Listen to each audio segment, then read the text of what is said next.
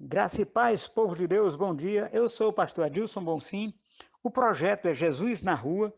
Este é o Diário da Fé. O tema é Esperança e o livro de meditação está em 1 Timóteo, capítulo 5, versículo 5, e diz assim: A que é verdadeiramente viúva e ficou só, põe a sua esperança em Deus e persevera em súplicas e orações noite e dia.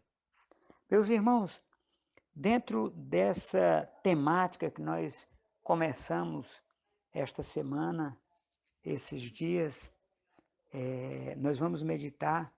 E uma coisa interessante que está no capítulo 5 de 1 Timóteo e no versículo 1 diz assim: Não repreendas com dureza um ancião, mas exorta-o como a um pai. Aqueles que ainda têm pai sabem do que nós estamos falando e da dificuldade que um jovem tem de exortar um homem de idade, um homem que já tem uma trajetória de vida.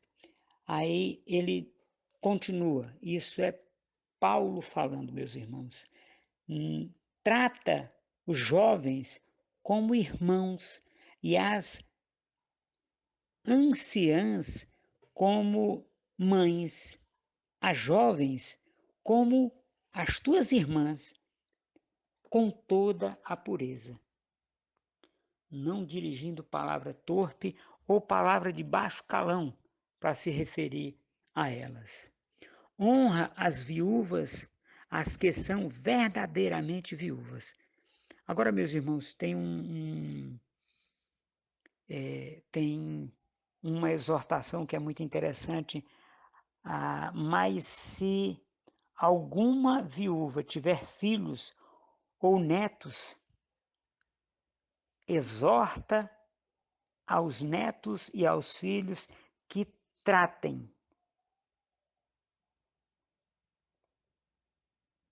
as suas mães para que não sejam peso para a igreja. Aprendam estes antes de mais a cumprir os seus deveres de amor para com a própria família e a retribua aos pais o que deles receberam, pois isso é agradável diante de Deus. Meus irmãos, nós estamos vivendo tempos em que os pais idosos são abandonados dentro da igreja pelos filhos. Infelizmente, nós estamos vivendo isso e é uma prática que nós temos que extirpar do nosso meio, acabar com ela no nosso meio. Mas aqueles que se entregam àqueles ou aquelas que se entregam aos prazeres, embora vivendo, já está morta. Meus irmãos, é para que a gente tenha cautela com aquelas pessoas, não fazer julgamentos. Tem mulheres que são viúvas desde que ficaram viúvas, tem outras que são novas, têm filhos e elas ainda têm desejos, ela que case para que seja cuidada pelo marido, né? O marido que ela arrumar, porque ela não vai dar conta de ficar sozinha. E nós temos que ter em mente, meus irmãos, que as viúvas, as verdadeiramente viúvas, elas têm que ser cuidadas pela igreja. E ele exorta, o apóstolo Paulo nos exorta no versículo 8, que diz assim: se alguém não cuida dos seus, e principalmente dos da sua própria casa, família, renegou a fé. E é pior do que um infiel ou um ímpio. Meus irmãos, nós temos que acolher com mansidão a palavra, primeiro de tudo. Depois nós temos que acolher os nossos parentes. Ah, meu irmão, mas o senhor não sabe. O meu maninho aqui, ele é atrapalhado, ele faz as coisas erradas e corre para aqui, para dentro de casa. Sim, mas se você não acolher ele, agora primeiro você tem que pregar a palavra para ele. Para que ele seja servo de Deus.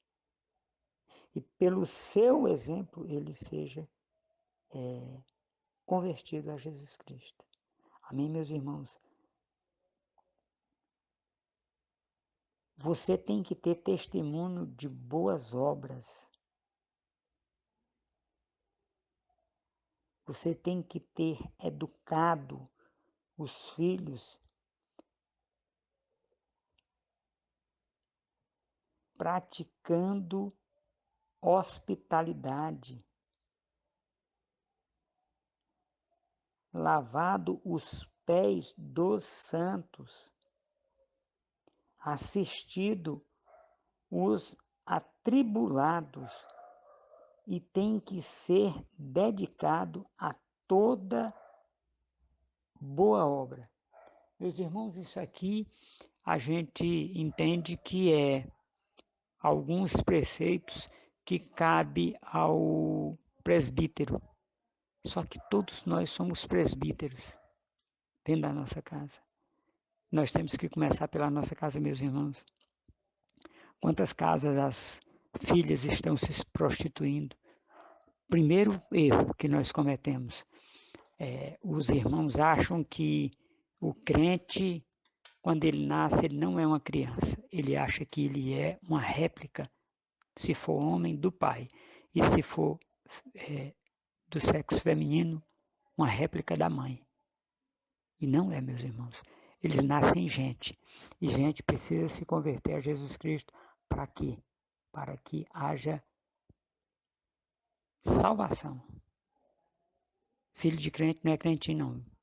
Filho de crente é gente. Porque antes de ser crente, ele é gente. Antes de ser servo de Deus, ele é gente.